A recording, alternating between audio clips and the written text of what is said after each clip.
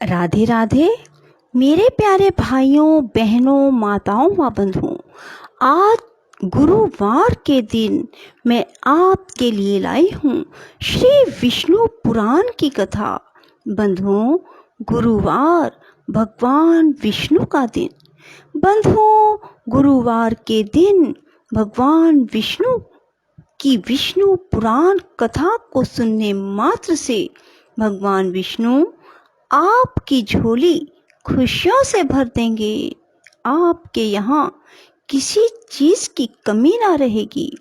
बंधुओं, यदि आपने हमारे चैनल को अब तक सब्सक्राइब नहीं किया तो जरूर करें और बेल आइकन दबाना ना भूलें ताकि आपको हमारी आने वाली सभी वीडियोस की जानकारी सबसे पहले हो सके। बंधुओं, कथा को पूरी सुनने के बाद कमेंट बॉक्स में जय विष्णु भगवान जरूर लिखें। बोलो विष्णु भगवान की जय। श्री पराशर जी बोले, हिरण्यकशिपु ने कृत्या को भी विफल हुई सुन अपने पुत्र प्रहलाद को बुलाकर उनके इस प्रभाव का कारण पूछा। हिरण्यकशिपु बोला, अरे प्रहलाद, तू बड़ा प्रभावशाली है। तेरी ये चेष्टाएं मंत्र आदि जनित हैं या स्वाभाविक हैं? श्री पराशर जी बोले, पिता के इस प्रकार पूछने पर दैत्य कुमार प्रहलाद जी ने उसके चरणों में प्रणाम कर इस प्रकार कहा, पिताजी, मेरा यह स्वभाव ना तो मंत्र आदि जनित है ना स्वाभाविक है, बल्कि जिसके हृदय में श्री अच्युत भगवान का निवास होता है उसके लिए यह सामान्य बात है। जो मनुष्य अपने समान दूसरों का बुरा नहीं सोचता, हे तात, कोई कारण ना रहने से उसका भी कभी बुरा नहीं होता।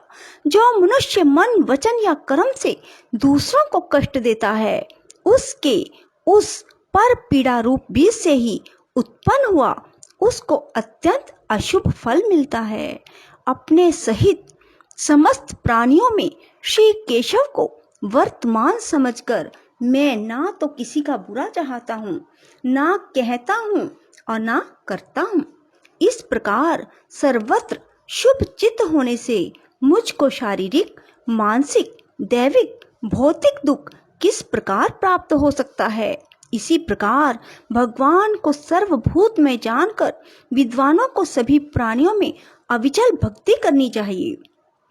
श्री पराशर जी बोले, अपने महल की अट्टालिका पर बैठे हुए उस दैत्यराज ने यह सुनकर क्रोधान्त हो अपने दैत्य अनुचरों से कहा। हिरण्यकशिपु बोला, यह बड़ा दुरात्मा है, इसे 100 योजन ऊंचे महल से गिरा दो, जिससे यह इस पर्वत के ऊपर गिरे और शिलाओं से इसके अंग अंग छिन्न भिन्न हो जाएं।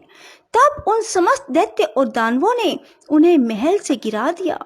वे भी उनके ढकेलने से हृदय में श्री हरि का स्मरण करते करते नीचे गिर गए। जगत कर्ता भगवान केशव के परम भक्त प्रहलाद जी के गिरते समय उन्हें जगत धात्री पृथ्वी ने निकट जाकर अपनी गोद में ले लिया। तब बिना किसी हड्डी पसली के टूटे उन्हें स्वस्थ देख दैत्यराज हिरण्यकशिपु ने परम मायावी शंबरासुर से कहा। हिरण्यकशिपु बोला, यह दुर्बुद्धि बालक कोई ऐसी माया जानता है जिससे यह हमसे नहीं मारा जा सकता, इसलिए आप माया से ही इसे मार डालिए। शंबरासुर बोला, हे दैत्येंद्र, इस बालक को मैं अभी मारे डालता हूँ। तुम मेरी माया का बल देखो, मैं तुम्हें सैकड़ों हजारों करोड़ों मायाएं दिखलाता हूँ। श्री पराशर जी बोले, तब उस दुर्बुद्धि शंबरासुर ने समदर्शी प्रहलाद के लिए उनके नाश की इच्छा से बहुत सी मायाएं रची। किंतु हे मैत्रेय, शंबरासुर के प्रति भी सर्वथा द्वेषहीन रहकर प्रहलाद जी सावधान चित्त से श्री मधुसूदन भगवान का स्मरण करते रहे। उस समय भगवान की आज्ञा से उनकी रक्षा के लिए वहां ज्वाला मालाओं से युक्त सुदर्शन चक्र आ गया। उस शीघ्रगामी सुदर्शन चक्र ने उस बालक की रक्षा करते हुए शंबरासुर की सहस्त्रों मायाओं को एक एक करके नष्ट कर दिया। तब दैत्यराज ने सबको सुखाड़ डालने वाले वायु से कहा, मेरी आज्ञा से तुम शीघ्र ही इस दुरात्मा को नष्ट कर दो। अतः उस अति तीव्र शीतल और रुक्ष वायु ने, जो अति असहनीय था, जो आज्ञा कह उनके शरीर को सुखाने के लिए उसमें प्रवेश किया। अपने शरीर में वायु का आवेश हुआ जान दैत्य कुमार प्रहलाद ने भगवान धरणीधर को हृदय में धारण किया। उनके हृदय में स्थित हुए श्री जनार्दन ने क्रुद्ध होकर उस भीषण वायु को पी लिया। इससे वह क्षीण हो गया। इस प्रकार पवन और समुद्र मायाओं के क्षीण हो जाने पर मायामती प्रहलाद जी अपने गुरु के घर चले गए। तदंतर गुरु जी उन्हें नित्य प्रति शुक्राचार्य जी की बनाई हुई राज्य फल प्रदायिनी राजनीति का अध्ययन कराने लगे। जब गुरु जी ने उन्हें नीति शास्त्र में निपुण और विनय संपन्न देखा तो उनके पिता से कहा, अब यह सुशिक्षित हो गया है। आचार्य बोले, हे दैत्यराज, अब हमने तुम्हारे पुत्र को नीति शास्त्र में पूर्णतया निपुण कर दिया है। भृगुनंदन, शुक्राचार्य जी ने जो कुछ कहा है उसे प्रहलाद तत्वतः जानता है।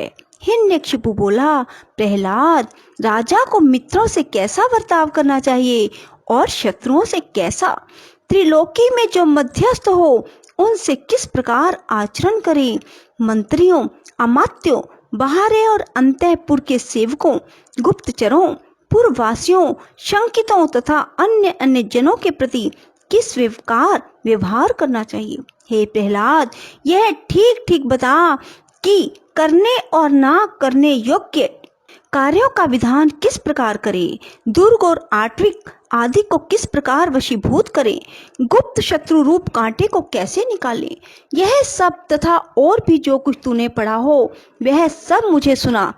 मैं तेरे मन के भावों को जानने के लिए बहुत उत्सुक हूँ। श्री प्राशर जी बोले, तब विनय भूषण प्रहलाद जी ने पिता के चरणों में प्रणाम कर दैत्यराज हिरण्यकशिपु से हाथ जोड़कर कहा। प्रहलाद जी बोले, पिताजी, इसमें संदेह नहीं, गुरुजी ने तो मुझे इन सभी विषयों की शिक्षा दी है, मैं उन्हें समझ भी गया हूँ, परंतु मेरा विचार है कि वे नीतियाँ अच्छी नहीं हैं।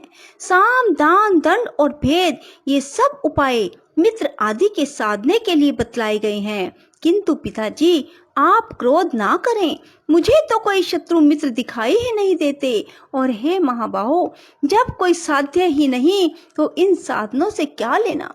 हे तात, सर्वभूतात्मक जगन्नाथ जगन्मय परमात्मा गोविंद में भला शत्रु मित्र की बात ही कहाँ है।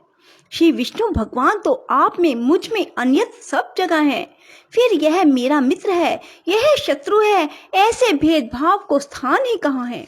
इसलिए हे तात, अविद्यजन्य दुष्कर्मों में प्रवृत्त करने वाले इस वाग जाल को सर्वथा छोड़कर अपने शुभ के लिए यत्न करना चाहिए। हे दैत्यराज, अज्ञान के कारण ही मनुष्यों की अविद्या में विद्या बुद्धि होती है।